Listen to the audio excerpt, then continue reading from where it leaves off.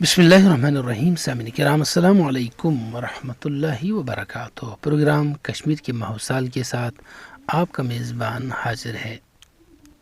Lord Mount beaten نے ہندوستان کے viceroy کا چارج سنبھالنے کے بعد عیاری اور مکاری کے ساتھ تقسیم ہند کا نقشہ بدل ڈالا. دریاؤں کے ماخذ بھارت کو دے دیے گئے. پنجاب کے مسلم اکثرتی خطے جہاں کم از کم 65% مسلمان آباد تھے بھارت کو دیے گئے. اس طرح پختہ سڑک کے ذریعے سے جموں کو بھارت کے ساتھ ملایا گیا. بھارت کے دفاعی پہلو کو مستحکم بنانے کے لیے ان علاقوں کی مارشل گورکھا آبادیاں جو نو آبادی راج کے بطن سے نکالی گئی تھیں جنگی عزائم کے لیے بھارت میں ڈال دی گئیں. وائسرائے ماؤنٹ بیٹن اور لیڈی ماؤنٹ بیٹن نے پنڈت نہرو اور کانگریس کی مکمل مدد کی. نام نہاد عارضی الحاق اور کشمیر میں ہندوستانی افواج کی چڑھائی اسی پلان کا شاخسانہ تھا کہ یہ ریاست پکے پھل کی طرح ہندوستان کی جھولی میں آ گرے.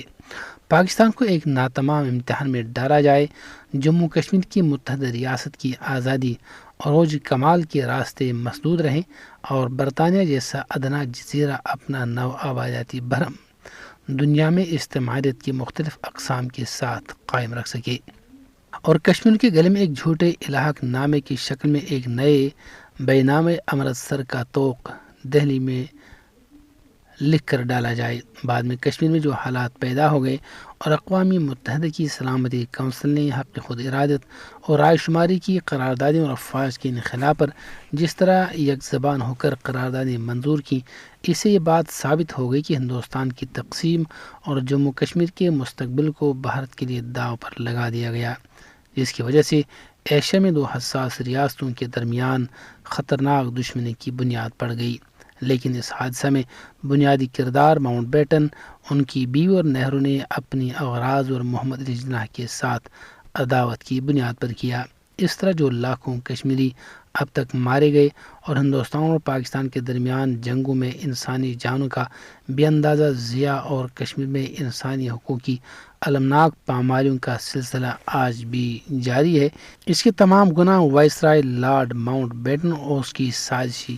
ٹیم کی گردنوں پر ہیں. اس لیے سب سے پہلے برطانیہ کی ذمہ داری ہے کہ وہ مسئلہ کشمیر کو حل کرنے کے لیے اپنا مؤثر اور مثبت کردار ادا کرے،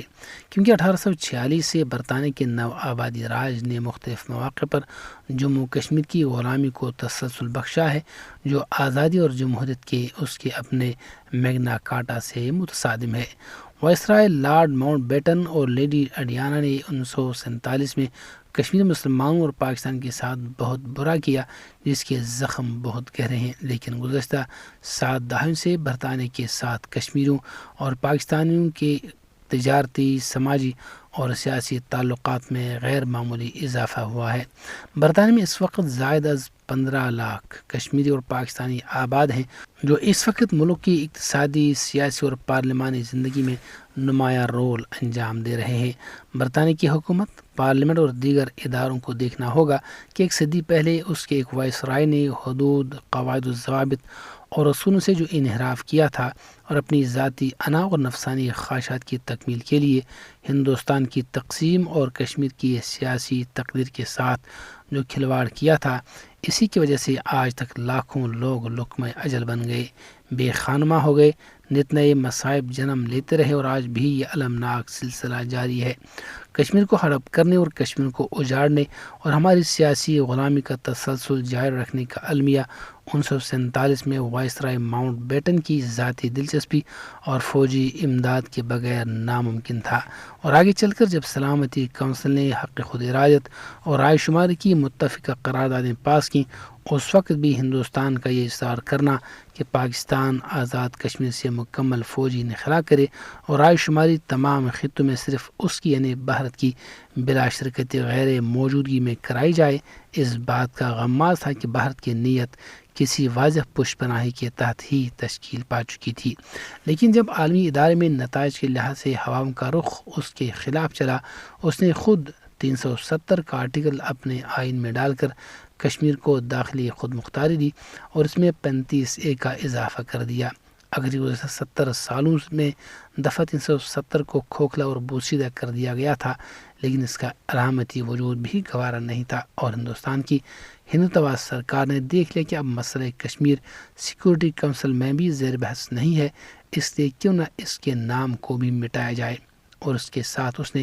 اس ریاست کے نقشے کو مٹا دیا اور دنیا پر مودی اور امیت شاہ کے بھارت نے واضح کر دیا کہ دنیا کے کسی بھی متکبر، جابر اور مطلق العنان حکمران کی طرح اور ان کے وحشی پنجوں کی طرح موجودہ حکمرانوں کو اس بات کی کوئی فکر نہیں ہے کہ کشمیر ماضی میں کسی مملکت کا نام تھا یا 1846 کے بعد یہ ایک پرنسلی اسٹیٹ بنائی گئی تھی،